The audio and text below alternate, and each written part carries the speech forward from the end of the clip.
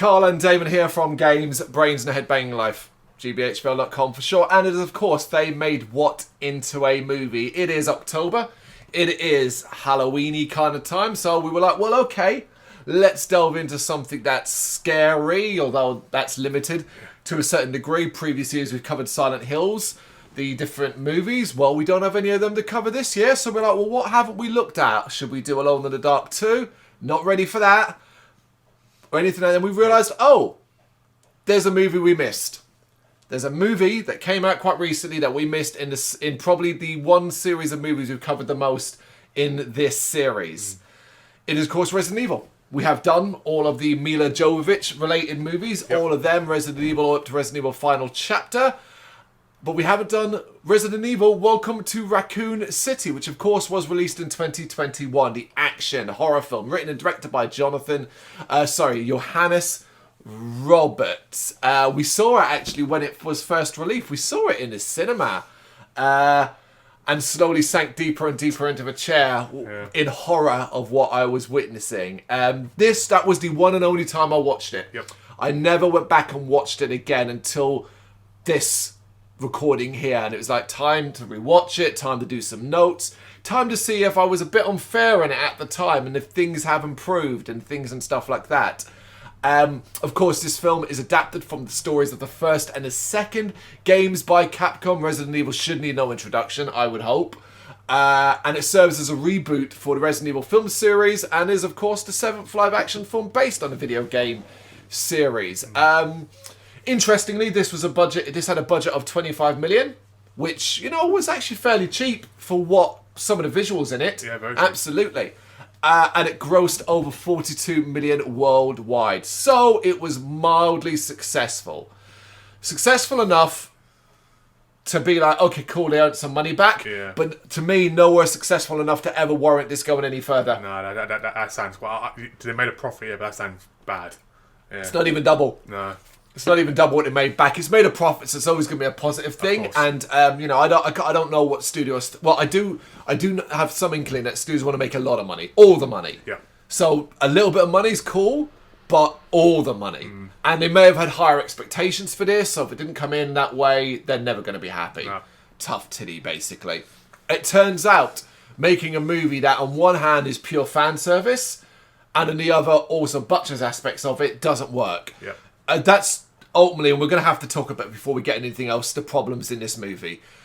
There are so many. There are so many.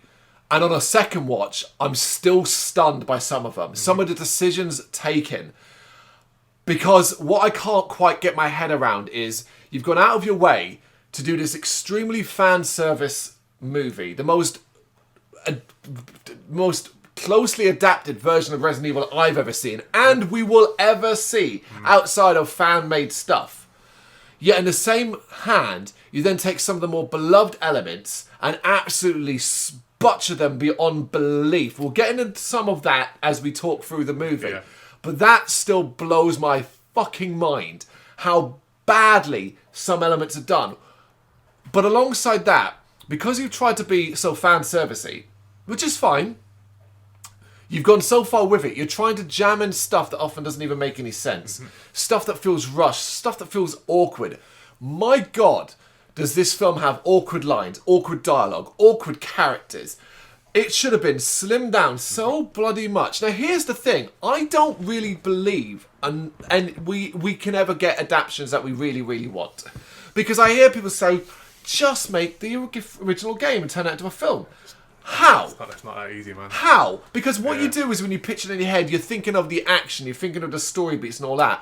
What about the parts where you're just walking around the frickin' hallways, finding keys and doing puzzles and swapping over things like that? How do you do that? I was getting lost and forgetting you left it. Oh, for flip side, I left the key in the box. Exactly. I've got to go back in the box now. Yeah, having to open up item boxes. This is all stuff that you need to then take out and turn into something else. So I understand that completely. And I admire the attempt here to take 1 and 2 and parts of 3 and parts of Code Veronica or small elements of Code Veronica and do something with it. I admire the attempt.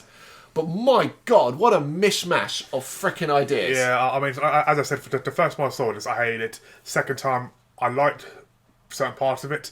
I I mean, most of the cast I don't like. I think they made a terrible casting choice. I love the graphics. I think the visuals of the mansion is perfect.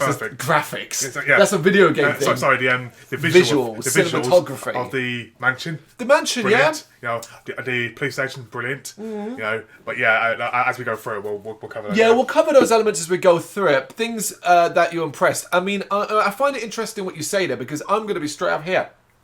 I still hate it. I still think it's one of the worst Resident Evil movies. Now, I don't want to call it the worst, because that involves some revisionist history as we look at the Mila Jovovich Resident Evil movies. Those are a mess. There was some terrible stuff in there and all that, and so on. And I'm certainly not saying this is worse than some of the worst entries in that. Like, I think of Resident Evil Apocalypse as being just the absolute dregs of the Resident Evil movie adaptions, and I'm like, do I think this is worse?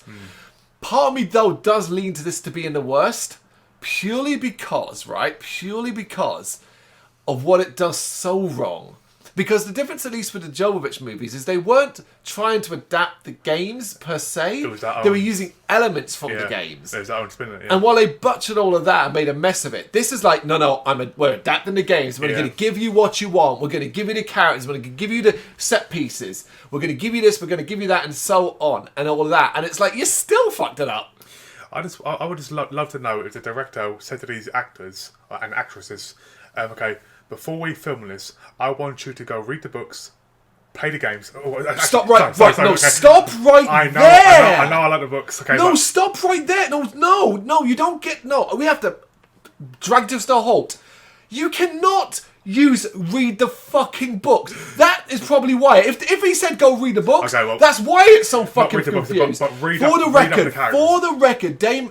record, Damon still believes S.D. Perry's Resident Evil books are some sort of pinnacle of Resident Evil fiction, when they have been completely disowned and are not even canon in any way, shape or form. They're nonsense. I quite like them. They're nonsense. But read up on the characters, because a lot of these people... I won't name names until we get to them, but a lot of the cast were absolutely pathetic. No, it's nothing to do. I don't blame the. I do not. Right, bad acting is bad acting, right? But it also comes from bad directing and bad writing, bad script, yeah, of course. And that's what I question. We're talking about specific characters. We're clearly dancing around it because we want to get into it, but we're talking about one specific character. That is not his fault, because I think he's actually quite good as an actor, but what he's given and what he's clearly been directed and what his writing is so far removed from the character he's supposed to be based on. That's not his fault. Talking about Wesker, yeah? No, I'm talking about Leon. Okay, that's my two, Wesker and Leon. Well, Wesker and Leon, but yeah, absolutely, they are the two. But that's the characters that was written in the screenplay for them. It's not that they're not going to go, well, that's not like the game. No, do you know what I mean? Like, it's not going to work, because ultimately as well, you can't in the context of this story, the video game Wesker would not have worked in this story. That's the thing. It's the thing here. The issue with Leon is that clearly they knew, we've got too many strong characters here. We can't have him also being another strong character. So we need him to be this way, and so on. I know, but they made him pathetic. We're going to get into it as we go on. Yeah. Absolutely. They did make him pathetic. It's embarrassingly bad how they did him, and so on. But don't act like everybody else was okay. No. I cannot believe we're talking about butchering. I mean, you know what? Well, we all run down the cast, who plays the characters, the actors, and the character name, and then we'll say for each character whether we like them or not. Okay. So Kaya Scoldadari as Claire Redfield. She's okay. Yeah, she's okay. Yeah. I don't mind her. Yeah. It's a little bit too on the nose, a little bit too basic badass, but I don't mind her. Yeah, I'm okay. Lily Gale Reid as young Claire, barely in it. Yeah. Ain't got much to say there. Hannah John Cameron as Jill Valentine. Quite simply one of the worst portrayals of Jill Valentine I've seen in Resident Evil movies. I would argue that the Mila Jovovich movies did her better. Yep. And that even includes Apocalypse's version. Yes. Yeah, horrible. Robbie Amell as Chris Redfield. He's not my Chris, but I. So Chris always in the game he come across as a tough soldier. In this one, he's I don't know. He's a newbie. It reminded me a bit like Leon, but just slightly better. Interesting. Yeah. I have a different view on this. So I think visually looks All of that works for me. I also think I buy into the early version of Chris that would have been probably very salute-y and dedicated to the cause and all of that. Where they confuse it is they have this underlying thing about him having a dedication to William Birkin. All of that's never explored or fully understood purely because it may have benefited his career and stuff like that. That's the elements I do not like. I don't like the fact that he is a major Resident Evil character and barely does anything. That's another issue there. Daxton Gray Gajali as young Chris is barely in it. Yeah. Tom Hopper as Wesker, Albert Wesker. I think the actor is really, really good. He does the best he can with god-awful writing. God-awful writing. There are so many things about Wesker. I was sitting there going, wait, what? Yeah. Wait, why do it that way? And here's the thing, it's not even the changes to the character, it's the changes to the characters, and then the weirdness around some of the elements of that. I'm going to get into it, and I've highlighted these points that I'm like, wait, why have you done it like that instead of this way, when it should have just been simpler? We'll get into a bit more of that. Avari Jogia as Leon Kennedy, absolutely butchered. It's shockingly how poor this character is. It is ridiculous. It's worse on the second watch, I thought, because this time I was really noticing things that were like, that's really bad. Like, you're not even making them look crap, you're making them look dumb. I know he's a rookie and all that, but come on, man. Okay, he was a rookie in the games. There's been a rookie, but there's basically like, this is your first day on the job. No, and I get the rewriting of one thing, which I am okay with. Leon is very white knight in the game. Yes. Oh, you stay here because he's not openly saying because you're a lady, but he's like, I'm the cop. Yeah. I'll protect you. You needed to remove that. You need to remove that. The thing is, right, the actor, I really like him. Yes. I find him really. It's going to sound really weird, but I kind of good looking, like easy to watch. He moves nicely. He's likable. He's very likable. Yeah, it's a shame. It's a shame. Donald Logue as Brian Irons. Listen, that is some good casting. I really liked him. I think he played the part how I would expect Irons to be. So yeah, I mean, it's a different Irons. We should say that as well. Yeah, of course. It is a different Irons, but I liked him, and I weirdly thought, my God, they nailed the look. Like, he looks like Irons. But again, obviously, they changed the story because obviously he's completely unaware of Umbrella completely. So he's obviously not involved in. Oh no, he's not unaware of Umbrella. He's not aware of the shadier side of Umbrella. Yeah, agreed. That's the change. Yeah. Neil McDonough as William Birkin. This needs deeper analysis. I'm fine with the actor. I think he does a decent job, a great job, a decent job. And the early portions I was intrigued and fine with. It's the latter part of the movie that I have a big problem with. But we'll get into that, I think. Who else we got? What am I up to? Lily Gale appearing as Ada Wong. Now, this is in a mid-credit scene. Yeah. I'm going to save it till we get to that, and we'll talk about that there. Marina Mazapat as Lisa Trevor. It's simple as this. What's she doing in this movie? Yeah. It's that. What the hell is she doing in this movie? Janet Porter as Annette Birkin. Why is she in this? Pointless. Yeah. Pointless. She's not important. She does nothing. William, what's going on? That's all she's in. She's not even a scientist in this one. No, she's just William Birkin's wife. Yeah. The same as Sherry Birkin, Holly DeBarros, who is pointless, but is also involved in, personally, one of my funniest scenes in the movies. I'm just hilariously bad. But I'll explain it when we get to it. Yeah. Chad Rook as Richard Aiken. He's in the movie. Yeah. I actually struggled at one point because they're in the office and saying names, but he didn't say one person's name, which was Richard's name. Yeah. And I was like, well, which one's Richard? I thought it was only. No, I knew it wasn't Barry. Oh, okay, yeah. I knew it wasn't Barry because he would naturally be an older character and all that. But I was able to, based off the whole cast list and what names have been said, I was like, well, that's got to be Richard. Yeah. But nobody seems to say it until he gets killed. He gets killed, yeah. And they're like, Richard! And I was like, oh, that's Richard. Again, I don't know why they did that for, because obviously Richard's the leader of Bravo team, so why are they there for? Well, we'll get into the whole Bravo thing in a minute. Nathan Dales as Vickers, Brad Vickers. He has a little bit to do here. Nothing special. They killed him, man. Yeah. But I was fine in the context of the movie. Yeah. Sammy Azaro as Enrico and Dylan Taylor as Kevin Dooley. Now, that is Bravo team in this, but you'll never know it because Alpha Team and Bravo Team does not exist as we know them in Resident Evil. They're all just cops, basically. In fact, Stars isn't even mentioned. which is fine. You can see, I saw stars on the Wesker's arm. But it's not mentioned. No. But but I'm okay with that, because the idea of a small town having a specialised task force is quite ridiculous. Yeah. The idea of them just being cops and stuff like that was totally fine. Yep. But what I still don't understand was why not still have them split into different units? We have Bravo Team, but the problem is when we see Bravo Team, they arrive in a diner, they just look like small town cops. Yeah. And so later on when it's like, oh, that's supposed to be Bravo Team, but there's only two of them, and one of them's Enrico and one of them's Kevin. Yeah. I'm like, okay. Pointless. Pointless. Then we've got Josh Cruddas as Ben Bertolucci, which of course is the reporter.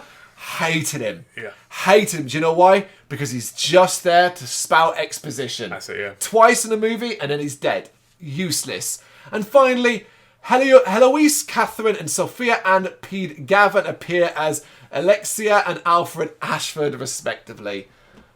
And we'll get to that scene in a minute. Yeah.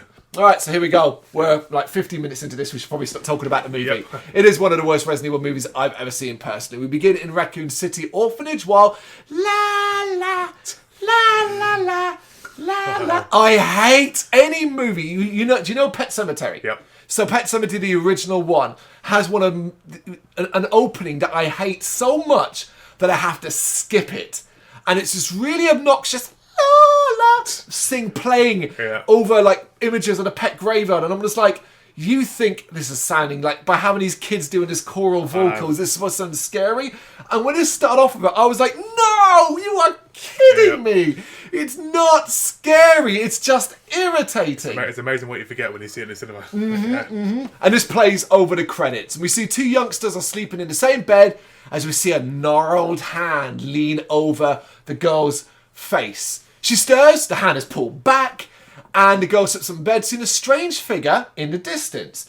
This is Lisa, we'll say right now. Love shots like this. Yeah. Just had that creep factor. Yeah, it does, yeah. And I always kind of bear in mind, man, I wonder how it would be like to watch this knowing nothing. Nothing. Would that be creepy for you? You know? I think so, yeah.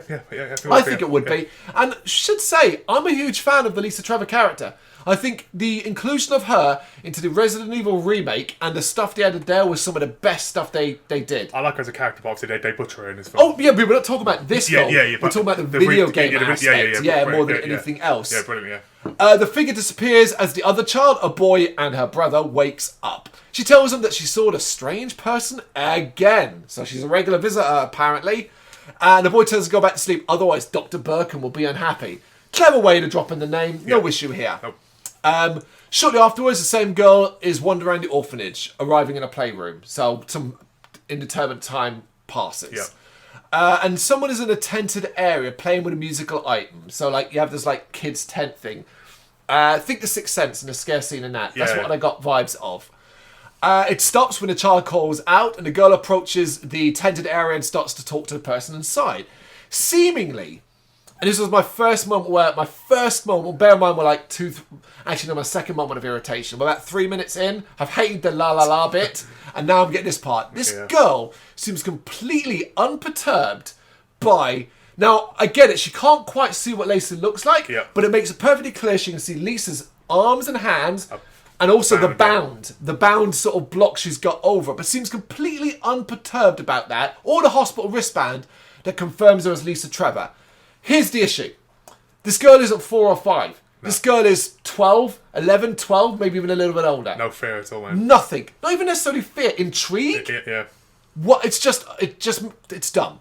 Asking where she lives, Lisa scrawls the word below on paper before disappearing.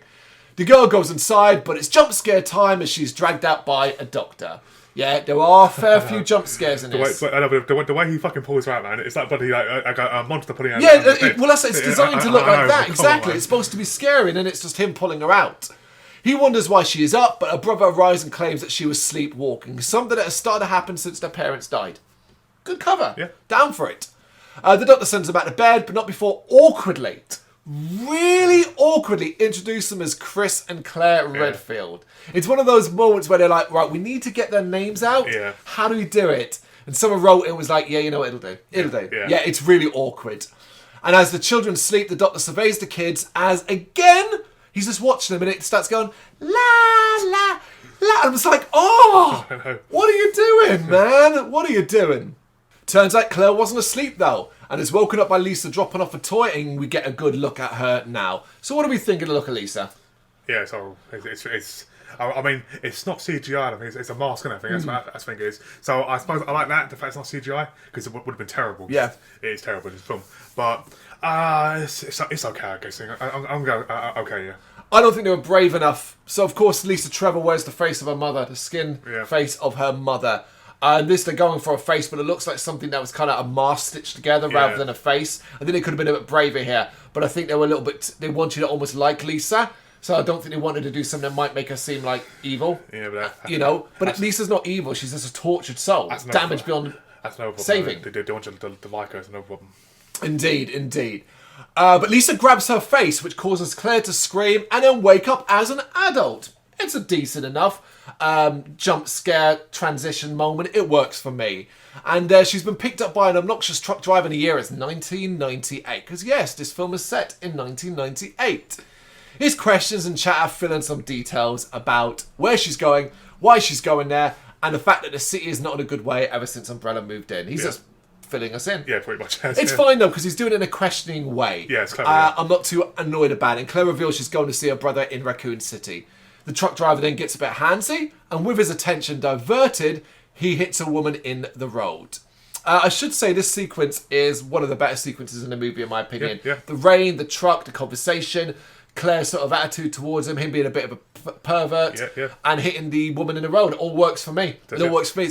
It's all direct from Resident Evil to a degree. Exactly. So totally fine with it. They get out and check it out, and the woman is clearly dead, like clearly dead, and the driver freaks out. I think his acting here is really good. Yeah. Like, I love how he's trying to not justify it, but sort of like explain it away to his own guilt of what just happened. However, the woman gets back up behind him, and she sees a zombie. They're too preoccupied to notice, which is fine. Yep. And the driver's dog gets out and runs past, licking up the blood. They now notice the body is gone, and Claire wants to go after her, but the driver's all like, hell no, which I am down with. It's like, nah, man, I'm not getting involved. If she's not here anymore, ain't my problem. I'm okay with all that. There is a big problem, and I bet... go on, you tell me your problem, see if it's mine. My problem is that the zombies got up and it's just walked off. It hasn't, jumped at her. That's It's got a perfect chance to kill both of them. They're both too busy arguing, and then zombies walked off, and then suddenly decides to hide behind a tree and look back at them. So why are they killing them? That's it. Yeah. That's it. So I thought about this, right? I thought, oh, maybe this is kind of like some of the ones later on who aren't completely turned yet. That's not how they show it, though. No. I was in the impression that they would die and then become zombies. Her getting run over killed her. Yeah. She gets up behind them. She looks like a fucking zombie. Yeah. But you're absolutely right. I literally wrote, so why didn't the zombie attack them? Why did it sort of stand up behind him and then go, all right? I almost like a funny thing from Scary Movie. You see the fisherman, he gets killed, and they're arguing about it. He's like, guys, it's fine, I'm totally fine. And that's what the zombies do. It's like, don't worry about it. Yeah. Listen, my house is over there. I'm just going to go put a Band-Aid on this. You guys continue doing what you're doing. No, not listening. Well, I'm going to go anyway. You know, like that kind of thing. You might want to keep your dog in. This blood isn't good for him. Yeah, you know? Again, I get that he's in shock, they're in shock, blah, blah, blah. So he's not thinking about the dog. But surely you shut your door too when you get it. I don't know. No, I'm okay with it. He's in shock, I suppose. We also need a story to continue. Do you know what I mean? Like, I'm fine with it. I don't want to pick a hole in every little thing. You know. We now get the Resident Evil title screen as we see the truck approaching the city. As we then get an aerial view and with text now appearing. This fucked me off. Why we just heard all of this? Why are you adding text to it to explain the same thing? And the text reads, Raccoon City, once the home of the Umbrella Corporation, the world's largest pharmaceutical company, is now a ghost town. We know. The truck driver just told us. Umbrella is transitioning to a new location. All that remains is a skeleton crew of the last few employees, and then, for some reason, a pause, and those too poor to leave. Why did we need a ... pause for that? Do you know what this is? This is then to explain why there's not many characters in the film. Yeah. An alarm goes off in a motel and a young man is introduced. Not in the best shape, as the first thing he does is drink a beer. So you're like, straight away, well, you're in a good shape, aren't you? Yep. Sometime after, this same man is now asleep at a diner as another man tries to balance a ketchup bottle on his head. Whew. Are you ready for the forcing introduction of everybody? Yeah. Oh my goodness me. This man is Wesker, as he's told to leave him alone by Richard. I added that later. You will not know this as Richard at the time. Yeah. We also meet Jill Valentine as Wesker bets her that she can't knock the bottle off. Of course she does, waking up the sleeping man. I'm not telling you who the sleeping man is just yet. No. You snooze, you lose. It's Jill's sandwich now. And I went... and I remember in the cinema being like... Well, you tapped me in the cinema. Wow. Wow. And here's the problem. It's not the fact that they're saying it. It's the way it's said. I know. It's done in such a dumb way that it's designed to make us go, Jill Sandwich, get it? In the game, it was a perfect opportunity because she was almost pancaked. Yeah. And I get it. So you can't use it in any other context. But here's a crazy idea. Just don't use it at all. Don't use it. It's fine. We're not gonna. No one's writing afterwards going, well, I really like the movie, but I was really annoyed we didn't reference Jill Sandwich. This ain't bloody Star Wars with Hello There and Obi-Wan. We don't need this stuff. Absolutely. We don't need that in Star Wars either. We do. We don't. We need a Hello There. A police car pulls up beside the diner as we see the time is 11:37 p.m. This movie will drive me fucking nuts. Absolutely nuts with its random times. Because it's not even the fact that it's like, because I know it's counting down to 6 a.m. But it'd be like, it'd come up with time, 12:34. Why 12:34? Can't you just round it up to round it up, you gits? It's a couple of RPD troopers and they want some coffee, who later on I'll realise is Bravo team. They noticed the previously sleeping man and referred to him as the rookie, making fun of the suggestion that he's not very good and had been transferred because his father had some pull. Awkwardly, the bully cop now reveals his name as Leon S. Kennedy and asks what the S stands for. What does the S stand for? Stupid? I was just like, God, that's horrible. It's not even clever. It's not. So this is Leon. Say hello to the biggest miscasting in this movie of all. Yeah, and that's saying a lot because Wesker's pretty miscast. Yep. The trooper talks with Wesker, telling him that they've been assigned to go to the old Spencer mansion as someone found a chewed up body. Wish I'd elaborate on that. Yep. Who found a chewed up body? Yep. Who went there to see it? To me, we never get any explanation for that. Exactly. They leave after having some more jokes at Leon's expense before Wesker, Jill, and the unknown man, who we now know as Richard, leaves to go to the station, but not before Jill introduces herself to Leon. Leon then briefly talks to the waitress and notices some blood dripping from her eye, which she isn't. He's like, shouldn't you get that checked out? And she's like, oh, it's been going on for about a week now. No, it's fine. You're bleeding from your eye. It's so poor directing, casting, That's writing. That's just poor writing. Poor writing, yeah. You know what I would have done? I'd have written it to really highlight how much of a ghost town. She'd been like, "No, I can't. The last doctor left a few weeks ago." That's it. Yeah, they're done perfect. Like, so I mean, like that's element. That's none of it there. But to be so dismissive of blood coming from your eye, I mean, if you're not sick, you've got a brain tumor. It's not good.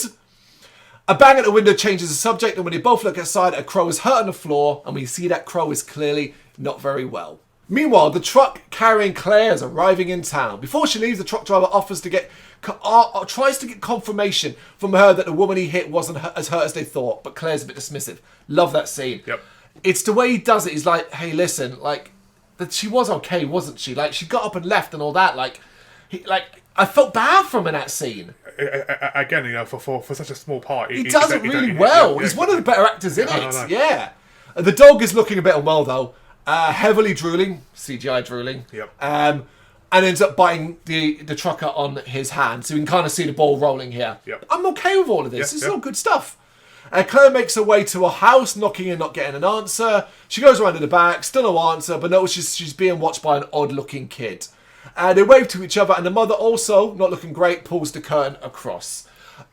This is really dragged out. I think Claire spends too much time outside trying to get in. Yep. But it is a creepy vibe of the kid and the mother. Very creepy. How they look, the lighting. The film has a lot of good lighting, and the lighting is quite cool here.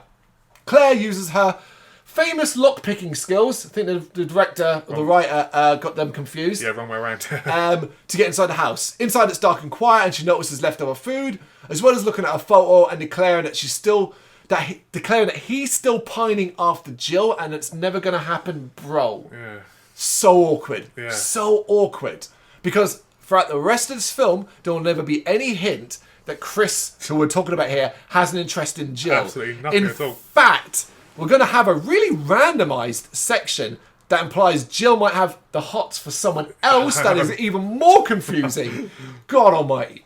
Another picture, one of the house owner and the doctor from the orphanage gets her attention. Thank God Chris leaves pictures around that fill in blanks of the story. Yeah, exactly. Good stuff. Now a man comes down the stairs and they clearly know each other. This is Chris, and they get into it. Why is she here? Chris is loyal to the doctor, William Birkin, and the town as they've supported him all his life. He's not happy to see her, especially as it's been a while and she ran away a long time ago. She tells him that she's concerned that there is something wrong in this town. She then tells him about a woman that was hit by the truck, something Chris isn't too happy about seeing he's a cop. I did like that. Yes. He's like, please don't tell me this, I'm a cop. Like, do you know what I mean? Like, you got to report it to the police, right? She's like, well, I'll report it to you. And he's like, the fuck, man? Like, rightfully, he's like, because he's like, you're telling me about hit and run. I know, exactly, yeah. She then tells him about someone she's been chatting to in an online chat room, and because they all can want to remind you that it's 1998, he goes, what's a chat room? Okay. And shows him a video she recorded of that person, which is Ben. In this video, Ben claims that the town's water supply has been poisoned with toxic waste by Umbrella over the years. He then claims that their attempts to just leave has run into a problem as they've had a leak, an incident, and he is afraid for the town. Now I'm going to say it here because I'm also going to bring it up later on. How the fuck does he know this? Explain it to me. Can you? No. I mean, I've got no idea, but I can understand why Chris thinks he's a nutter, because obviously he comes across as a nutcase. He comes across a conspiracy theorist. Yeah, exactly. But I mean, the whole infected water thing. You know, why isn't Leon and why isn't? That's actually explained. Is it? There's a line in this that explains that. It's a missed throwaway line, but it is explained. I must have missed it. Yeah. It is explained. It is a throwaway line. But it is explained. Well, I've written it down, so we'll get to it when we get to it. Cool, yeah. That's not the issue for me. The issue for me is why would you not have... So, the games obviously have Ada having been the one that fed him the information. Yeah. Ada does exist in this movie in a post-credit scene. Why would you not have Ben later on just reference a mysterious person in a red dress who fed me information? There you go. But he doesn't. Instead, it just seems like he's got this information. I don't know. Claire then tells Chris that she hasn't been able to contact him since. So Ben's gone missing. Chris points out that he's crazy. I'm like, yep, he is. And there must be an ulterior motive for Claire coming here. He refuses to listen to her, leave him for work. And I was like, I can't really blame him considering the situation. Yeah. You know? And I do think they've got brother and sister chemistry to a degree. Yeah. Enough that I believe it. Elsewhere, a young girl wakes up screaming. Her parents come in to check on her. One of them is William Birkin, so the other must be Annette, and the child must be Sherry. That's how I put all that together. Yeah. Just put it all together based off that. It's pretty obvious. Sherry claims she saw a monster, but William suggests it was just a dream before settling it down. And the phone now rings, which starts the family. Love this. This might be one of my favourite sequences in it. This next minute or so. William goes to answer it, and it's clearly not a good phone call. So, why are you laughing? Before I watch this, I literally just watched Star Wars. So I just imagine it's like execute order 66 on the phone. It's kind of like that. It's the same thing. I mean, it's not. Well, I wouldn't say it's pretty much the same thing. No, but it's like that. It's him getting a call that says it's something like an incident has occurred. Yeah. Get out. Yeah. Like something like that. Pretty much, yeah. He goes back to the bedroom and declares they need to leave. And he's very insistent about it. And almost immediately, a siren starts to blare. And I was like, shit's going down. Mm-hmm. Love the urgency. Yep. Love the feel of fear that comes from that. The power goes out across the town, then comes back on. Thought that was weird. Yeah. Followed by an automated announcement from Umbrella telling people to stay in their homes and await further instructions. Stepping outside, Claire wonders what it is, but Chris says, hey, it's nothing, and he needs to get to work. I was like, are you fucking for real? A warning siren going off is a issue. It could be a tornado. It could be a nuclear. It could be bombings. It could be anything. It's a warning siren for a reason. It's not, it's nothing. And I need to get to work. All right, fair enough, you've got to work because you'll probably find out more information there. Yeah. He tells Claire not to touch the bike, and she goes back inside as Chris drives off. Inside she notices the branding of Umbrella on his water bottle and compares to consistency. Now, it does this really poorly, but here's one of the early examples of where it does try to explain itself. She goes to the sink, but because it's filmed from further away, it doesn't make it clear. She's testing the consistency of the water in the bottle to the water from the tap, suggesting that Chris doesn't actually drink tap water. Okay, yeah, because I saw that.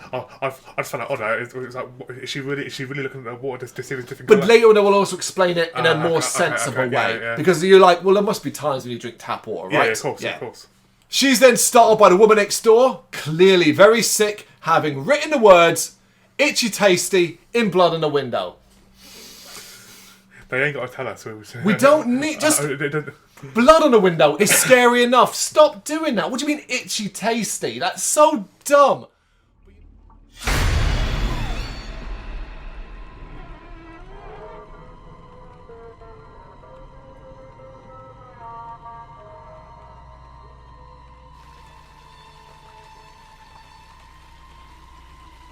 Can I help you?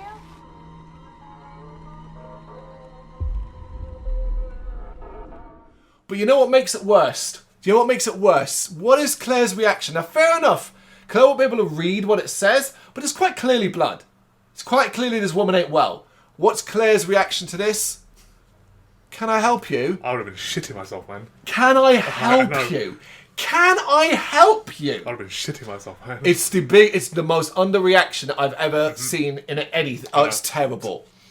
Even when the woman's eyes start to bleed, Claire just looks mildly shocked. She's like, oh. No fear at all, man. It's just not even a fear, but just like, oh my God, what's going on? Yeah, exactly. Like, the panic. Or like, even like, oh my God, you're really sick. I need to get you help. Do you know? A loud bang turns her attention to the front door, which slowly swings open. As she slowly approaches, a child goes scurrying under the table. Claire tries to talk to him, and the kid says that she needs help. And you do get this really well done shot of the camera just panning slightly to the right, and then you get the distant shot of the hallway, and the woman from outside comes crashing through the window behind her and attacks. That is a good scene. I like the whole panning camera thing, but it's done too slow because you can see the fiberglass breaking and how slow it actually breaks through. Can you? I'm okay with it. Do you know what? All right, you don't like that. You think it made it look faker because it's done too slow. Yeah, too slow. Right, yeah. fine. I love the scene. Yeah, you're all right there. I'm kind of okay with it because sometimes I'm like, I'm going to use a weird analogy. I'm going to talk wrestling. It drives me nuts, right? When people are like, "Oh my God, that massive incident in wrestling looked really fake because there was clearly padding there," and I'm like, what did you want him to do? Fall on concrete and break his neck? It's still gonna, still got to be safe. It's still gonna I'm hurt, okay. so, I'm okay with it. yeah. I didn't notice. Truth be told, I didn't notice it. So the woman, she attacks Claire. Claire manages to get away though. The woman clawing her own face.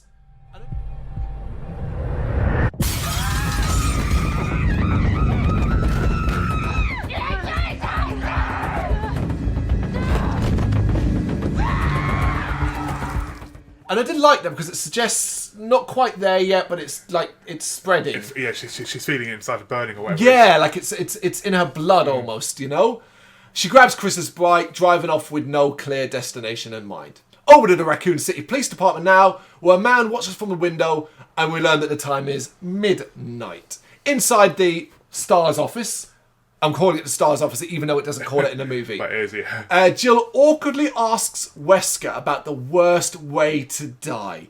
Eaten by a giant snake or swallowed by a shark. And I was like, fucking hell, film. Wow. Now, I can't believe, right, that you've written it, and you're like, you must look at it and go, that's not great. No. Okay, but let's try it out. And it's said, and that you don't turn around and go, no, that's terrible. No. It's not going to work. Don't do that line.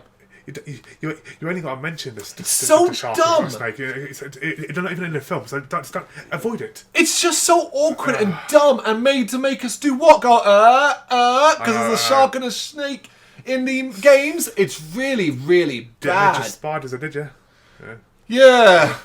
Chris makes a joke about dying Wesker's arms and then wonders why Brad Vickers is there as they lost a chopper and the budget cuts. Like, what the fuck's this got to do with anything? It's just like... It doesn't make any sense again about a line because the helicopter is going to be used anyway. Exactly, yeah. So why even keep that in? Chief Irons now arrives and he's in a bad mood. He's concerned because he doesn't know what is going on and the two police officers that went to Spencer Manson aren't answering their radios. Leon, who is suddenly also there because I didn't see him before and now he's just there in the background, asks what a Spencer Mansion Inn is, which... And I love this. I even started writing, which gives Iron the golden opportunity to deliver exposition. But hilariously, he starts the exposition, well, as you know, as most of you know. And I was like, don't say as most of you know. Yeah. as most of you know, Oswald Spencer was the creator of Umbrella, and it was his home in a year of what the fuck are you doing here, Leon? And I was just like, that was fucking brilliant. It was just the way he does it. As you know, creator of Umbrella, and it was a home in a year of what the fuck are you doing here, Leon? I actually laughed at that. It was funny, yeah. Yeah. And I do like that. I think that's what I like about Irons in this. Because he's really angry all the time. He insults Leon, sends him away to man the front desk, but also tell him to get a haircut. He doesn't like Leon. No. During this scene, Wesker gets a page saying, "The time is now, check your locker." It clearly concerns him, and he is evasive about it when Irons questions him. Iron really goes deep in this, though, and it makes Wesker look like a right mug here. I didn't like this. Wesker looking like a right idiot here. Yeah, because obviously, again, in the games, Wesker's like the top. He's the leader of Stars. Leader there. Yeah, exactly. Yeah. So Irons is the chief of police, but Irons Wesker leads Stars. They're sort of like on the same level. Maybe one's above each other. I don't know. But Irons would be above him as a chief of police. But he proper puts him in his place, man. He really does. Yeah. And I think he missed a trick here. I think that missed a trick here to show us that this is what Wesker has to put up with a lot, and he's sick of it, which is why he's made this deal. Yeah. You know, but they don't really. He just looks like a mug. He then demands they get suited up and go find out where Bravo team are and what the alarms are. And I was like, wow, so that's who went to the Spencer Mansion. Cheers for clearing that up, you jackasses. Everyone starts to get ready as Wesker goes to his locker and finds a Palm Pilot. To really make sure you know, this is 1998. When he turns it on, a message tells him that everything he needs to know is on this device. He seems confused, which makes no sense when you consider what's going to happen later on. This baffled me. Yep. Later on, he will reveal that he got contact with people and all that. Why then would he look at this thing and be like, read that message and have a face like he's like, what's this? I don't know what's going on. A couple of things. He got a text to say it's in a text, a page. A page. Come on, man. 1998. You got a page saying it's in his locker. So that means someone must have put it in his locker. Yeah, of course it did. So who? Ada. 100% Ada. Oh yeah. Of course it is. Oh yeah. You know, she's the one making the deal with him, as we reveal at the... Yeah. I'll tell you about it, of course. The message continues saying that the city will be destroyed at 6 a.m. He is then called away as it's time to get going. Claire is driving at speed through the town on a bike. Also, William is also speeding, much to his family's concerns, but he claims that he won't let them destroy his life's work. Okay, that's dropping in the stuff we need. I'm okay with this bit until like... Well, I do have an issue. Yeah. He almost hits Claire, who opens her visor and looks at him, and they both clearly have a moment where they recognise each other. Yeah. And I like that. I think it's quite intense, except for one problem. We have not spent enough time knowing, A, what he was like, what he did at the orphanage, and what she was like, barring one fucking scene that was mainly based around Lisa fucking Trevor, to have the same feeling that they're having. They're looking at each other with a certain level of him with fear, her with determination. Yeah. And I'm sitting there like this going, in between them going, what's going on? Yeah. Why are you scared? Why are you angry? Yeah. Do you know what I mean? Like, I mean, if you didn't play the games, that's the problem. It's acting like we should know. We should know, yeah. But do you know why we shouldn't know? It's because the orphanage bit does not exist in the fucking game. Exactly. So help us. So we're just guessing. Basically, she's angry with the experiments. Blah blah blah. But we don't know the experiments exist at this point. Exactly. At the moment, all we've seen of William Birkin is a doctor that ran an orphanage. Yeah. You might have your suspicions, but we've not seen anything. Who also has a wife and child, a loving family, and works for Umbrella. Mm-hmm. That's it. I mean, according to Chris, he's a great guy. Unless you played the game, you'd have no idea that he was made. But again, it doesn't matter because none of this stuff is in the game. Nope. Do you see the problem? Exactly. Yeah. That's the problem. So we're basing this on what we think, or what we know now. I think more after the fact, because now we flash back to Claire being taken out of bed by orderly. She's confused, but William claims she has a new family waiting for her outside, and that Chris will be coming later at some point. And I was like, again, she's not old enough to fall for that. It is so unconvincing.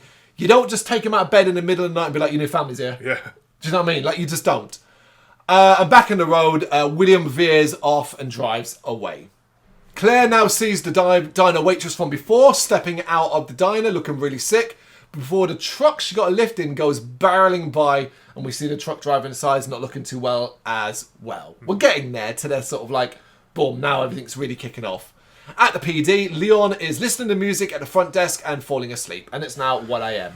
This is not the worst part of this sequence. I know. Damon, this is about... This I was like, you know what? Fair enough. It's 1 a.m. I'll let him off, It's boring. He's sitting at the front desk. someone's going to, he's expecting people to walk up and he's thinking no one is, you know what I mean? Like, I'm fine with it. It's the next bit. The truck is out of control in the street and barreling towards the station. Now zombified, the truck driver clips some cars, overturns the truck right at the entrance to the PD, and then it blows up. Literally right by the door, the main gates. Somehow, this doesn't wake Leon up. Are you fucking kidding me? He's clearly listening to some loud heavy metal, man. Some proper loud heavy metal. Right, I'm going to overanalyze this to death now. So, I don't care how loud your music is, an exploding truck mere feet away from you, you're going to fucking hear. But do you know what? That's it. That's what... The heat, the burst of heat that's going to come, the vibration, it would have shocked the building. It's a fucking big-ass truck. Like, it's fucking absurd. It's fucking absurd. His peripheral vision. Oh, he's got his eyes closed, but the heat, you'd feel it. You'd get that flickering light on your eyelids. Yeah. It's absurd. And you know what I did here?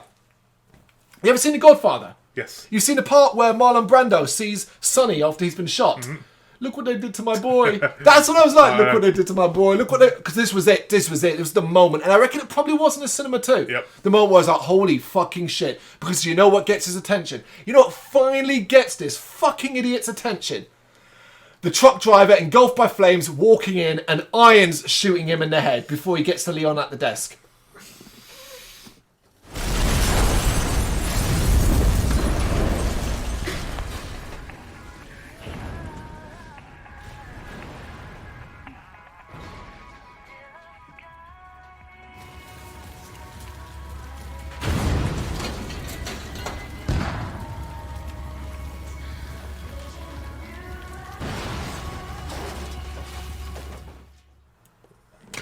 Worst character in the entire film. Yeah, absolutely shocking. Ridiculous. However, the full body burn, non-CGI, walking fucking truck driver, awesome. Yeah, definitely. Do you know what I mean? Like, awesome. Yep.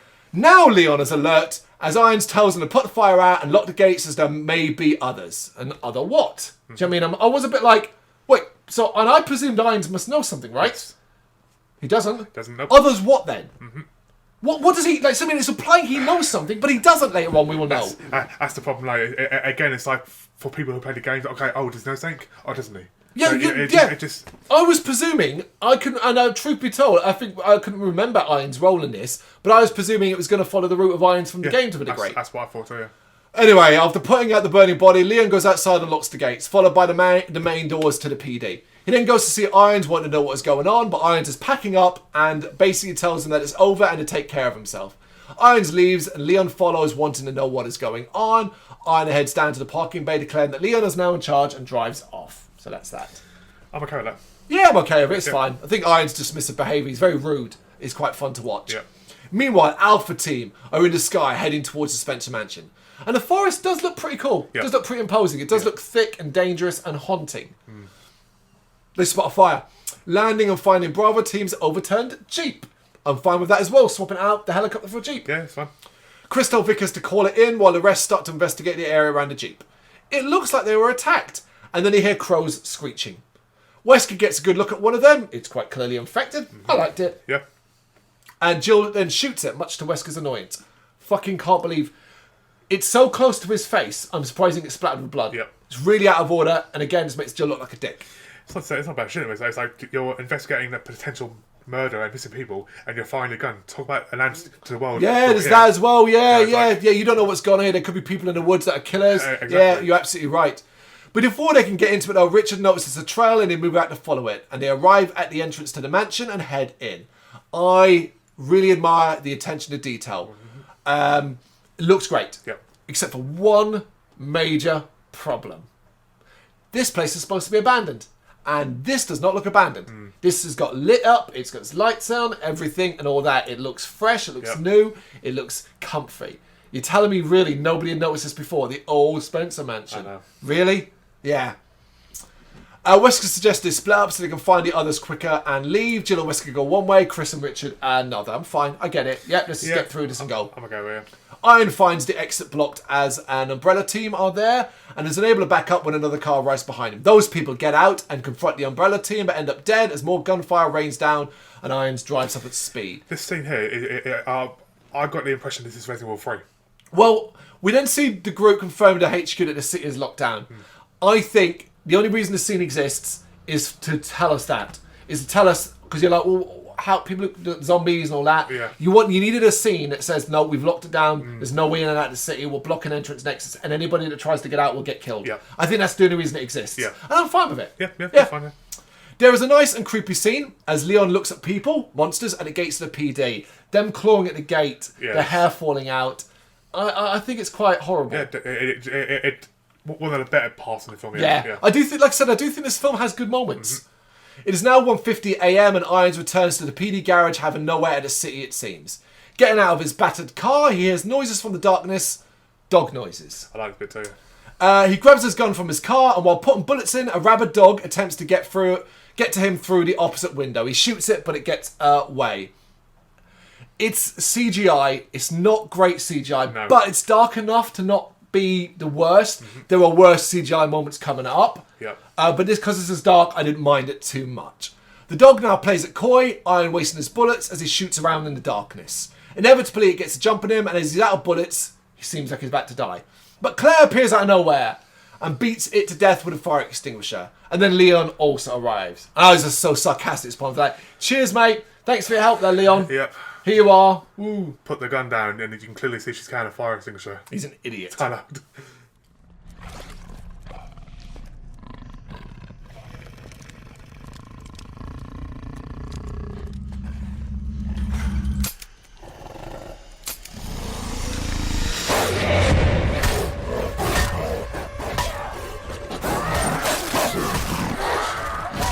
Drop your guns, show me your hands! Out the front, more and more people, sick people, are gathering at the gates. Not quite zombified, but clearly not far off it. In the main hall, Claire asks about Chris, and Iron tells her where he is. Leon demands to know what is going on which Iron simply says some shit. But that doesn't help. That doesn't help, but it doesn't help us either. Nope. They suggest going to the army downstairs to get tooled up. Iron then heads off to get into contact with Chris, seeing an exit from the city via helicopter. And I was a bit like, yeah, I get you thinking, but what on earth makes you think they wouldn't shoot you down? Yeah. Like, if they're blocking all the exits, not going to let you fly out, are they? No, of course not. In the mansion, the two groups are exploring, and Wesker is checking his Palm Pilot, I have to keep saying it, which has a map on it. Get it?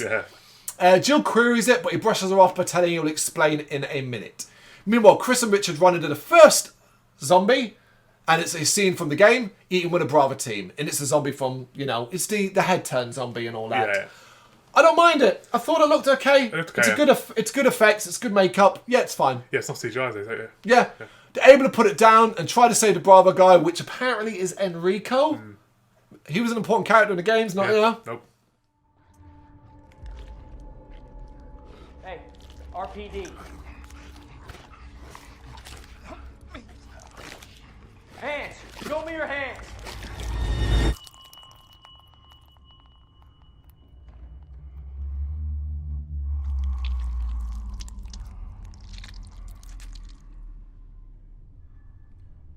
What the fuck? But he's had his neck ripped open. Chris sends Richard off to find the other guys, and he heads, the other guy from Bravo, and he heads upstairs. Enrico dies. No way, as Richard follows noises he can hear. So, yeah, coming across a gun. Richard fails to notice a zombie coming up behind him, but is then attacked by another in front. So it's that fake out. There's a zombie behind him? Yep. No, there's one in front. Chris, hearing the noise, turns to help, but is attacked by more zombies. All the zombies turn up now. Apparently they're just Hiding. Yep, waiting. Shh. yeah. And Richard is devoured by a big group upstairs. Oh no, Richard died. Oh, but we haven't done the serum scene yet. No, Man. Oh, come on, I'm really looking forward to the part where you have to run back to the other room quickly to get it. Chris is able to escape, runs into more, shooting. And I was like, tell me this amount of shooting wouldn't be heard by Jill and Wesker. It didn't look that big of a mansion. I don't care. It's quiet in the mansion as well. You would hear the echo. Don't tell me they would not hear the shooting. the shooting, it's a small mansion, the amount of bullets they use, no reloading. Oh God, we're going to get to that in a minute. Also, enjoying the action. Are you enjoying it? Shooting zombies, we're finally getting some action. No, fuck that. For some reason, the film feels it needs to cut away to Vickers in a helicopter playing Snake on his phone to then just get attacked by a zombie. They got to show it's 1998, man. But like, why? We're in the middle of an action scene. Don't cut away to show someone else getting. You know what I mean? Yeah, he's playing a 30. I'm pretty sure he's playing a 3210 too, man. Knocking 3210. Yeah, well, I mean, it would be 1998, something like that. Elsewhere, in a soundproof part of the mansion, that's what I saw it as, Jill and Wesker end up in a library/music room, and Wesker sits by the piano and plays Moonlight Sonata via instructions on the Palm Pilot. Just had to find a way to jam it in, didn't they? I'm okay with that, but it's the fact that Jill has like, saying, what the hell are you doing? Well, yeah. Well, this causes a secret door to open, but no time to take it in though, as Jill notices Vickers is in the air and then realises he's going to crash into the mansion, which he does, the room they were in, destroying it completely. What the hell is Vickers doing?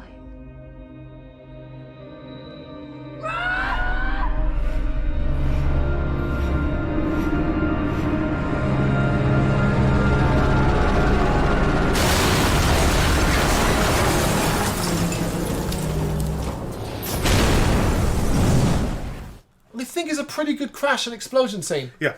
I do have a problem with it, which I'll get to in a minute. I've got a problem with it too, but I thought the boom and the explosion, the destruction looked cool. Yeah. And I think it's one of those times where it works like in a jokey, oh yeah, look, that was done in Resident Evil 2, but in a different context. Yes, yeah. Works quite well here. Yeah. It's 2:29 a.m. What, you couldn't round that up to 2:30? Do you see what I mean? Why? And Leon and Claire go to the armory, which doesn't have much to offer, but pick up some weapons. And here we reveal that Claire isn't impressed by Leon. And I'm like, who would be? The guy's a joke. We're not impressed with him. Yeah, he's a joke.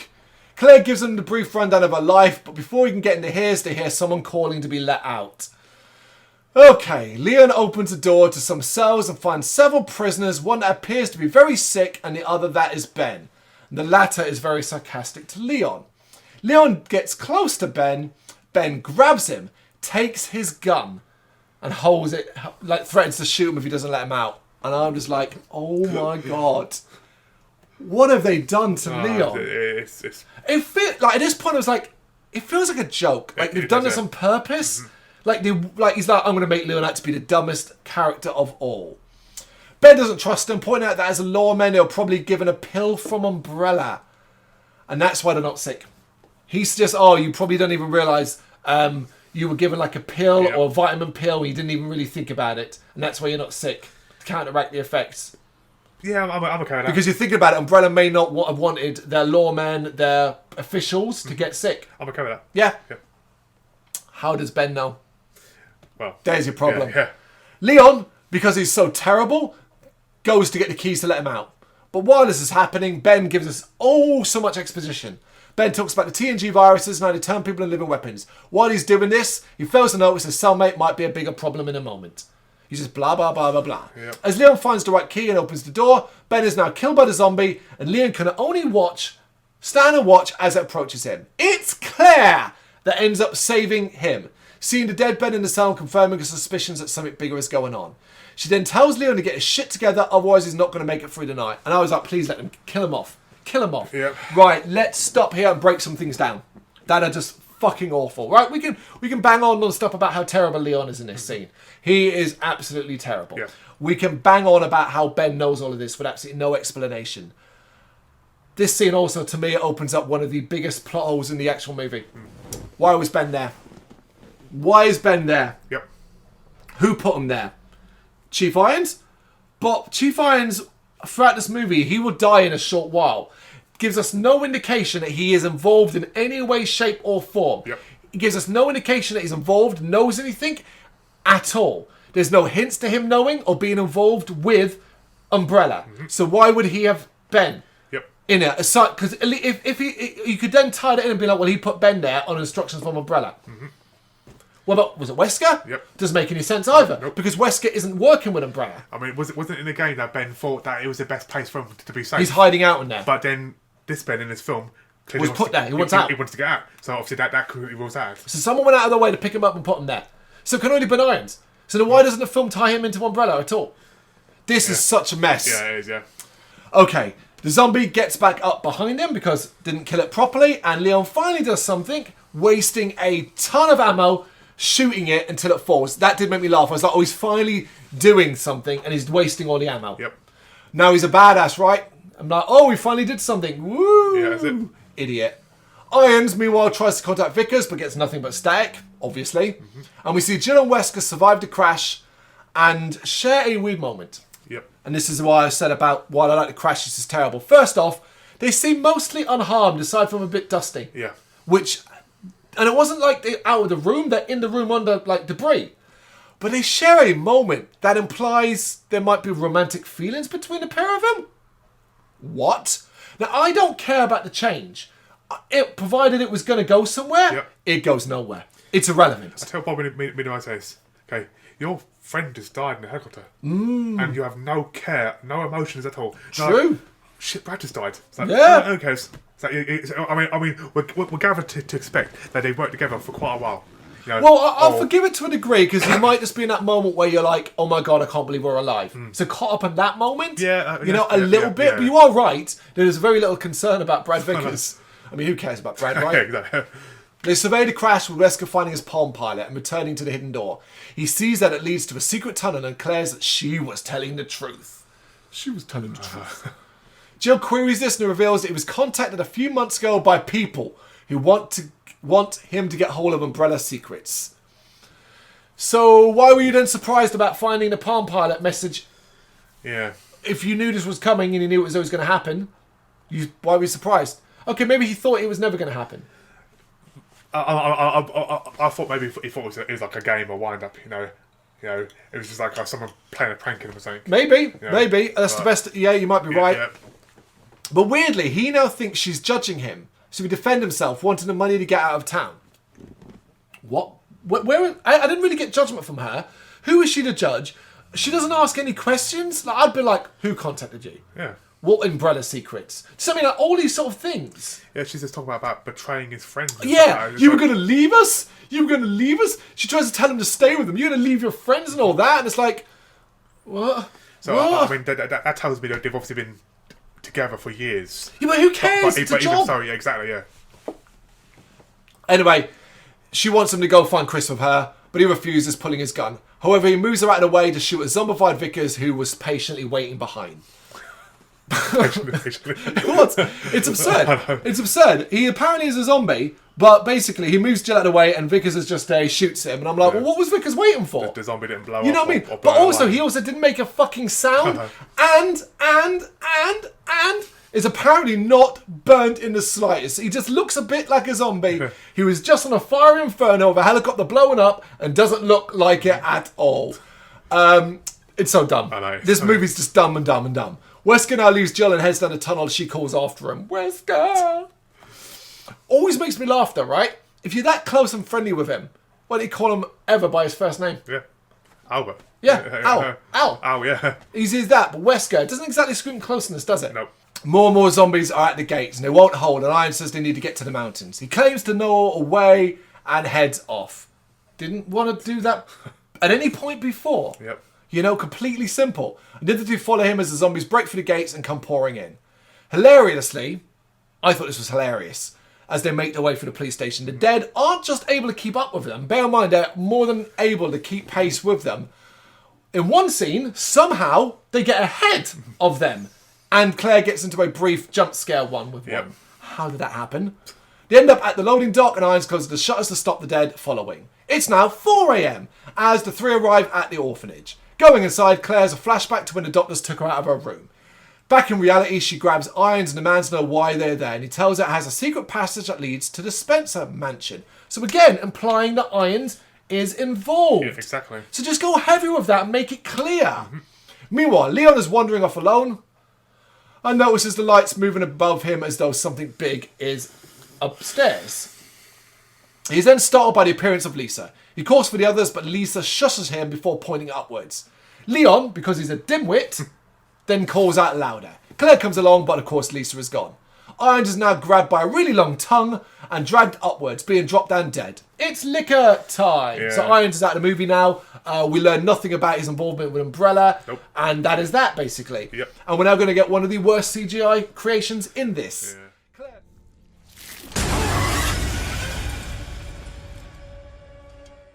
Claire and Leon take off running, with the latter being tripped up by its tongue. Of course, it's Leon who gets tripped up. And as it goes to attack, Claire tries to shoot it, but misses, and it's Lisa who saves Leon, because it's the women saving the dudes in this. Which, again, like I said, I'm totally fine with. I think it's a cool idea, because ultimately, if you look at the game version, Leon White Knight's just about everyone. But then I would argue that Claire isn't weak in the game. No. She's not, like, needing to be she's not Ashley. Yeah. She's not an Ashley character. So, like, I mean, Claire's got her own side of the story and elements like that. But what I would have liked to see is a better balance of, particularly after Leon shot the zombie, you could have now been like, right, Leon's going to be a little bit more involved. He's going to be a bit more like, I need to step up here. I think we could have done this the other way around, had Claire tripped up, Leon try to save her, maybe not save her, and still had Lisa then be the one that saves Claire. Yeah. Because then you could then connect Lisa, seeing Claire as a friend. Yeah, the connection, right? Because she gets into a violent tussle with it and is able to kill it. It's just CGI mess. It's a mess. I don't like it. It is a mess, yeah. Yeah.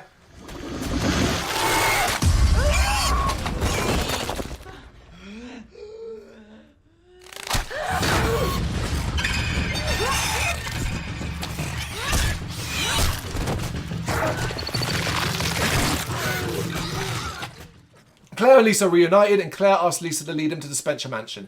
Lisa calls Claire a friend and then heads off. I hate the way she says it. Friend? It's just awkward. Claire and Leon follow as Claire remembers what happened when the doctors took her. They clearly had ill intentions and she tried to run away. That's the last of these flashbacks. Yep. What I don't understand is, like, is this when she ran away? Because I would have shown her getting out of her grasp, running at the orphanage, and then just running out into the street. Yep. And that's where it, that's where it ended. But what bothered me about this is, like, she doesn't really know they had any. I mean, it implies ill intentions, but she doesn't really know, like, what they were planning to do. Again, it's all guesswork. It's basically down to you to figure out pretty much. A lot, yeah. Lisa hands Claire a set of keys. Ha ha, to see what those keys are. Yeah. Why hand her four? She only needs one. They had to show all this. Yeah, the full key, yeah. Exactly. Before showing her a secret keyhole and a big painting in the wall. Didn't mind that. That's a clever place to hide it. Yeah. Claire opens it up, revealing an elevator, thanking Lisa, and the door's closed. Cheers for that, Lisa. Out of the movie. Yeah. You're done. Yep. It's 4:23 a.m. 4:23. And Chris is still alive in a mansion, dealing with the zombies here and there. The whole lit by gunfire thing is unwatchable. As I think they thought it'd look really action-packed, but I find unwatchable. Yeah. So it's his muzzle flashes that's given off and zombies attacking around him. And around it's just darkness. I hated it. Yep. It's awful to watch. And he runs out of bullets and is now forced to use his lighter. And what I think is one of the dumbest scenes in the entire movie, right? He basically sees one of the other Bravo guys, not Enrico, Kevin, as a zombie. Even though he knows he's a zombie because he sees him straight away, he now does this. Flick, flick, flick, on, and the zombie's closer. Flick, flick, flick, on. The zombies are now a bit closer. Flick, flick, flick, on. The zombie's gone. And then it's a jump scare and a zombie attack.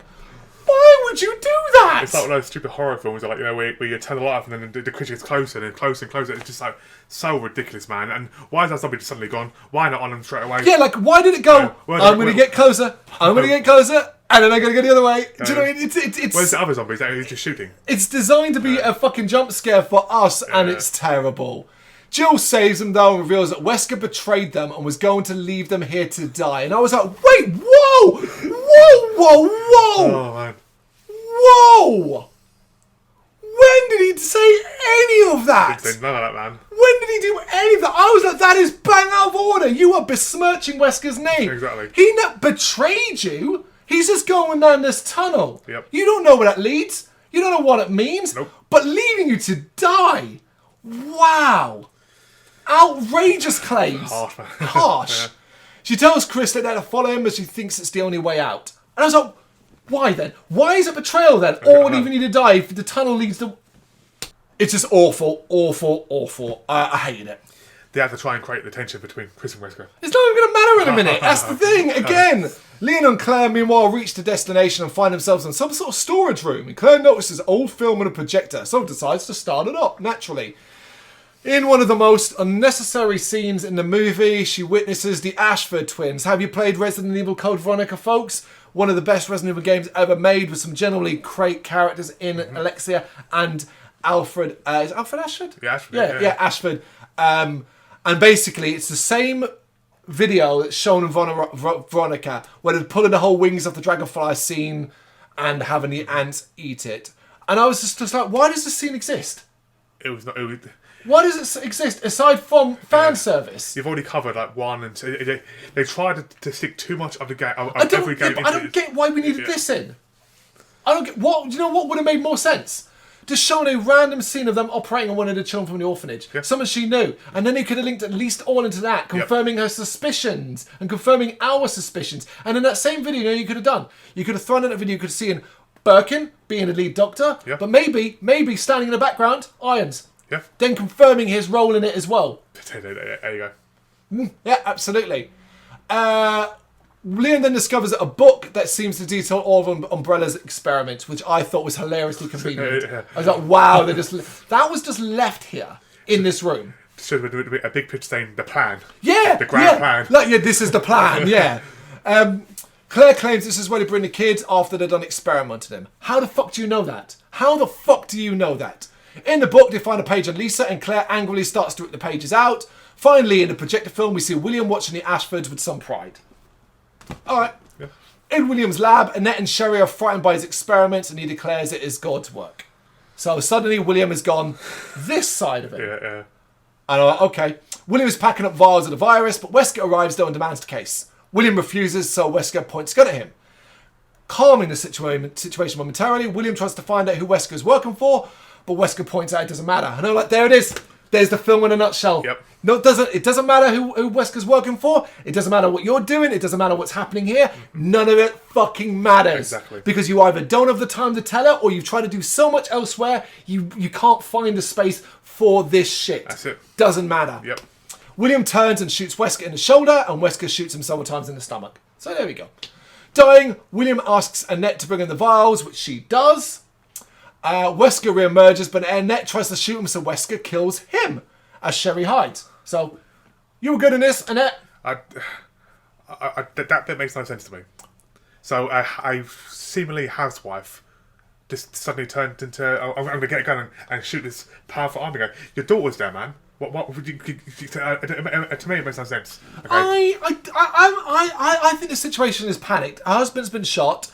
There's this guy with a gun. She doesn't know if he's now going to shoot. As far as she's concerned, she's shot her husband, and is he going to shoot me? She's trying to get the jump on him. I don't hate that. I don't care too much about the change to Annette. I don't think there's any room to make Annette anything but in this. It wasn't. There was no way possible to try and explain that she was also involved in it. You couldn't. It is. Yeah, it's not needed to be honest. Enraged by William, Wesker grabs him and sees that he injected himself with the virus. So we're getting to that stage of things now.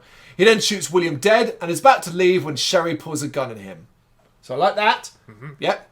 Before either can shoot though, Jill arrives and shoots him from behind. He collapses and they become friends suddenly as Jill tries to save him. Wesker tells about the plan to destroy the town and reveals there is a train below them that leads to the other side of the mountains. He apologises to Chris and claims he wouldn't have shot Sherry and then dies. Okay, let's break this scene down of the absolute nonsense that it is. Yep. So, he gets shot in the back by Jill. And she shoots him to stop him shooting Sherry. Fine. Yeah. I'm down with that. I'm okay later. Now apparently he's a good guy, even though he wasn't really a bad guy anyway. I fucked up, Jill. What? And she's all like, oh, poor Wesker. He just shot 2 people dead. 2 fucking people dead. Mm-hmm. And whether you like it or not, had a gun trained him. Yep. We now get the second interaction that Chris and Wesker have had. So there's no fucking meaning behind I wouldn't have done it and all that kind of thing. Mm-hmm. Yeah, alright, you may not have done it, but it's still nonsense. He still killed 2 civilians. Still killed Annette, happily. Just what I mean, all elements like that. It's absolute nonsense. But he also now reveals that he knew so much. He not only did he know the town was going to be destroyed, he also knows an exit. Yep. So why were you surprised earlier? What? So it makes no sense. They keep falling over themselves by tripping themselves up by trying to keep it coy and hidden earlier on. They've tripped themselves up later on. It's like literally they left their shoelaces untied, and now they are tripping up down the road. Yeah. I hated it, and I was like, and I also like it was like, well, Wesker's dead. Well, he was a really important character in this film. Yep. Now, obviously, it's not going to stick to that. We'll get to that in a bit, but like, if you without knowing that, you're like, so you never really had any plans for sequels then? Nope. As everyone leaves, Claire and Leon make their way, and we see William start to reanimate and transform into something. His roar gets the attention of Chris and Jill, with the former heading back to hold him off. And I was like, wow, Jill didn't even argue with him here. Nope. He was like, I'll go back. She's like, cool. Yeah, see ya. All right. Because he's not Wesker, isn't it? She'd have been like, no, Wesker, stay with me. Seeing William, Chris plays some cat and mouse stuff, and then William starts to talk. I remember this from the cinema. I remember hating this. Hating the fact that... So the early transformation of William is kind of cool. It is gross looking. Yeah. There's a good mix of CGI and practical effects. But he just won't shut up. He just won't shut up. He's taunting Chris and all that. And what it's doing is it's trying to imply this long-term relationship that we know they're supposed to have had, but we never saw. So I don't have it. Who cares? I don't care. Exactly, who cares? But he just won't shut up. William gets hold of Chris and enters the phase of bad guy, who now throws the hero around and talks too much. I was like, this is so dumb. Yep. Yeah, he grabs Chris, and instead of just stabbing him and killing him, it's a throw you over there, throw you over here. They have to make a reason now for Chris to hate William. So now he has to explain to him, oh, basically, I like you all these years. I'm a bad guy. I'm a scientist. I was doing experiments. So they have to give that reason why now Chris is going to hate Umbrella and hate... I guess, yeah. As he talks and talks, he allows Claire to arrive and shoot him with a shotgun. Chris stops her from delivering the killing blow, choosing to kill Birkin himself, and I was just like, wow, how pants was that as a big William Birkin boss battle? Yep. And the siblings reunite, as here's Leon too, everybody. Did you miss him? Yep. I was missing him. And everyone arrives at the train and gets aboard. We're almost there, folks. But we see that William isn't quite out of it yet. The time is 5:55 a.m. 5 minutes until the bombs drop. So you know what I wanted to do here, right? A little timer on the screen would have been perfect. Oh, the self-destruct system. Doesn't matter. I did that. No, God, no. I don't want to see a timer on the screen because you're just asking for trouble then. Because also the film was jumping.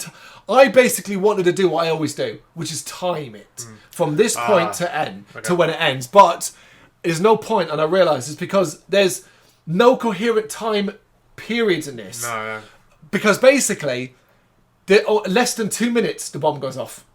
Is that it? By my timer. But I realised, well, technically, we don't know that because it actually jumps in scene. We actually jump from one scene to the next. Yeah, So technically, it probably could have been the time because it's not a running scene. The train starts up, they move out. Next time we see, the train is already speeding. For all we know, a certain amount of time could elapse there. So it doesn't work. On the train, Jill is told to start it, but it doesn't know how. Along comes Leon, who can get it started. I was like, oh my god, he did something. Yeah, he did something, yeah. Woo! The train powers up and Claire declares that they're going to get out of here. And I was like, that is premature. Why are you saying that before you're actually out? Leon gets the train moving as Chris apologised for not listening to Claire before. And remember I said to you I was going to bring up Sherry? Yes, please do. It's here. Yep. Sherry, this actor, who hasn't had much to do and probably had poor direction, is sitting next to them looking like she's on a day trip out with some friends, rather than just having gone through an experience of her father and mother being killed and now being technically kidnapped by these strangers who are responsible for your parents dying. She's literally sitting like that. What made me laugh, and I agree with that, but the fact that not only did Wesker kill your parents, these two people also had sympathy for Wesker. Yeah, that's what I mean. Like, the guy just murdered your parents.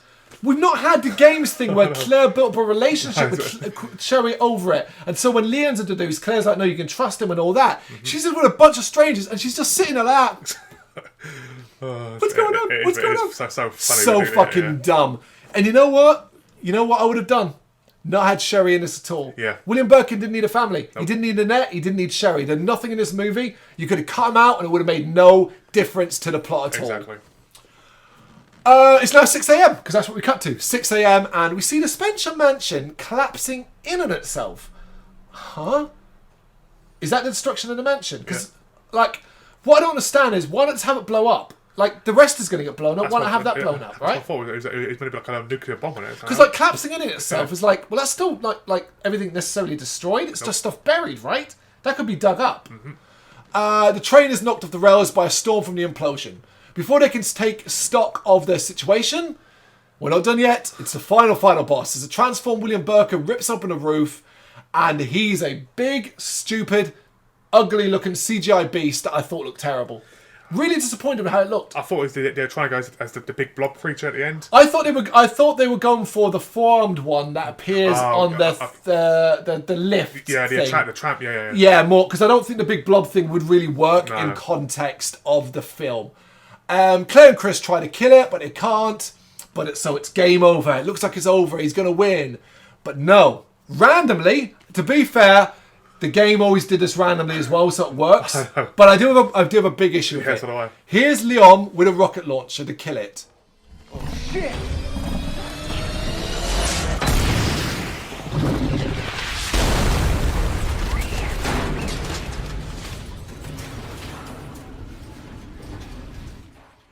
So obviously he shoots this rocket launcher in this contained train carriage, so everybody dies. Yeah. Obviously, that's how this would Of work. course, of course. No. It hits William Birkin. William Birkin apparently blows up. Chris dives out of the way, and everybody is totally fine afterwards, and the train is not damaged, and Birkin is just gone. Gone, yeah. Like, evaporated? And that is it. And I was like, good God, that might be the dumbest part of the movie of all. Yep. Obviously, you're not going to kill everybody. Obviously. But you know what I mean? You can at least do a little bit more damage. Have the train kind of side blown out. Have some chunks of Birkin falling around. It just, you know, dumb. For starters, why is there a rocket launcher on the tram? I said I'm fine with that. Okay. Fine with that because think about the games. Okay, yeah. Rocket launchers pop up everywhere there. That's fine. But then obviously Leon firing. I mean, you can't turn Leon from what he is to that from the film for starters. But then, as you said, there's no damage to the tram, no fire burns, no sound, no ringing in the ears, like no vibrations. It's pretty dumb. Yeah. As they're taking a moment, they hear the sound of the city being wiped off the face of the earth. As we go outside, we see sort of the explosion. That poor cow. Yeah. That poor cow that gets sucked away.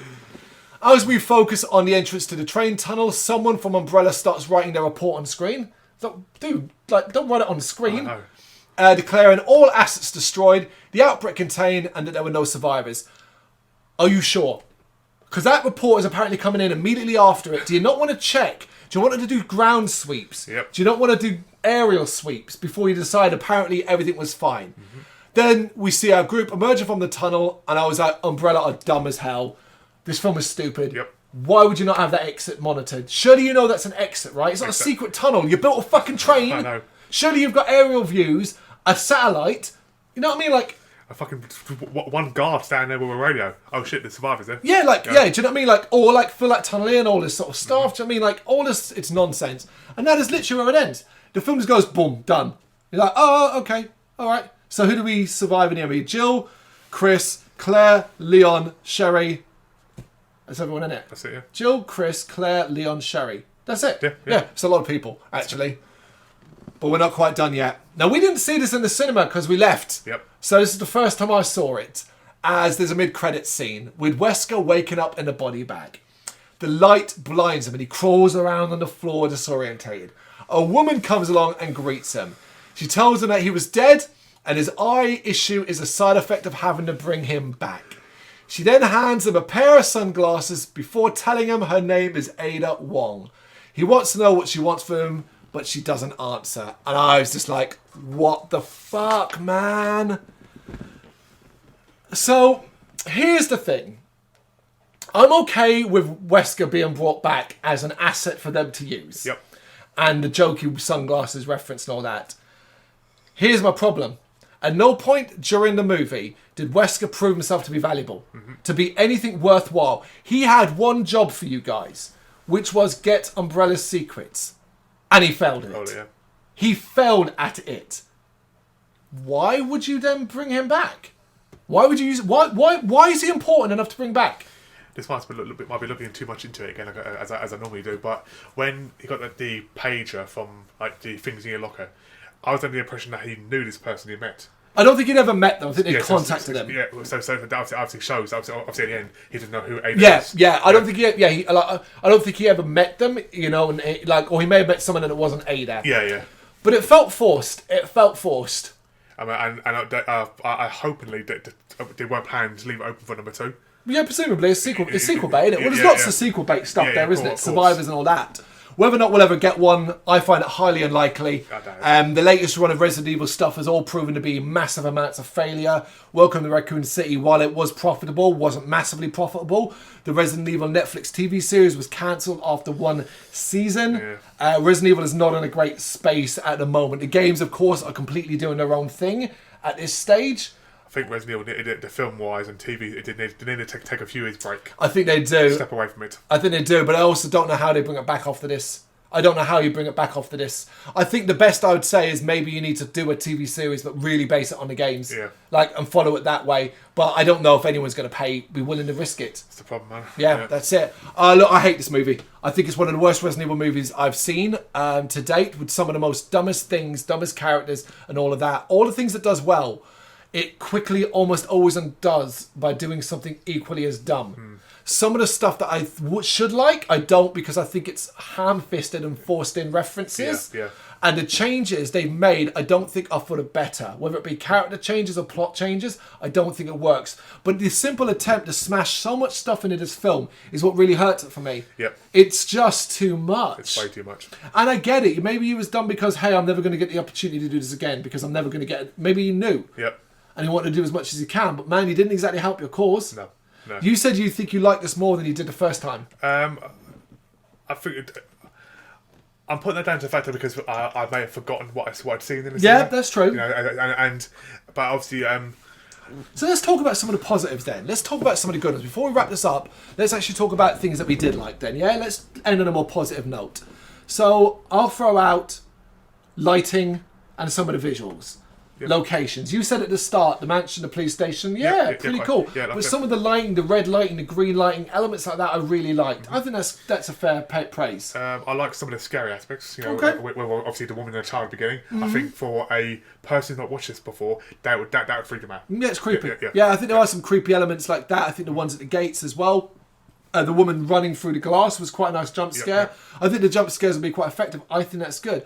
I think some of the acting and characters are good. I think Donna Logue, is it, for Brian Irons, for example, is really, really strong. I think Wesker, the actor that does him, is decent. I think Chris is fine. Like, do you know what I mean? Like, I don't necessarily think it's all the acting is the problem, or the characters. No, and obviously we talked about it during the talk through. Even like the extra, the truck driver was one of the best. One of the best parts of it, yeah. Yeah. Some of the visual effects from the more practical stuff, whether it be explosions, the rainy sort of atmosphere and elements like that, the zombie that's on fire, all of that looks really, really good. All right, it's contrasted by some poor CGI here and there. Yeah, of course. But to be fair, I don't really think I can complain too much about it because budgetary-wise, they, you know. Yeah, and obviously, as we said before, you know, some of the cast are actually decent actors. It's not their fault, you know. The guy who plays Wesker, I know I've seen him before. Yeah, I've seen a few of them and other stuff. Yeah. So it's not their fault. It's just how they were given the script, you know. Yeah, absolutely. Actually, you just reminded me where I've seen Donald Lowe before. He's in Blade. He's number 2, Frost's number 2. Yes, yeah. The one that Blade keeps killing and then leaving, like not killing. I knew I've seen him That's before. him. Yeah, he actually is a good actor. Yeah, you're absolutely right. He is in that. I don't know what the future holds for Resident Evil. And I think there'll probably be many people who do really like this movie and can look past a lot of its flaws and enjoy it for what it is. It is as close to a video game adaptation that we're ever going to get. Yeah. I've never seen anything this close. And certainly not in the Resident Evil world, in a horror world. Yeah. But I'm not sure it worked. Well, no, I'm sorry, I am short. I'm sure it didn't work. It didn't work for the most part. But if you enjoyed it, I mean, that's fantastic. That's great. Not for me. Yeah, not for me. Yeah. You got any thoughts? That's welcome to Raccoon City. You know what to do. Let us know in the comments. Thank you very much for watching. If you'd like to see more content like this, please consider hitting the subscribe button. It is gratefully appreciated. You can find us over at gbhbl.com, our full website where reviews, news and so much more goes up daily. We're also on all social media platforms: Facebook, Instagram, Twitter, Threads, at GBHBL. Just search for GBHBL and you will find us out there. We also have merchandise on sale. You can access the shop via the website.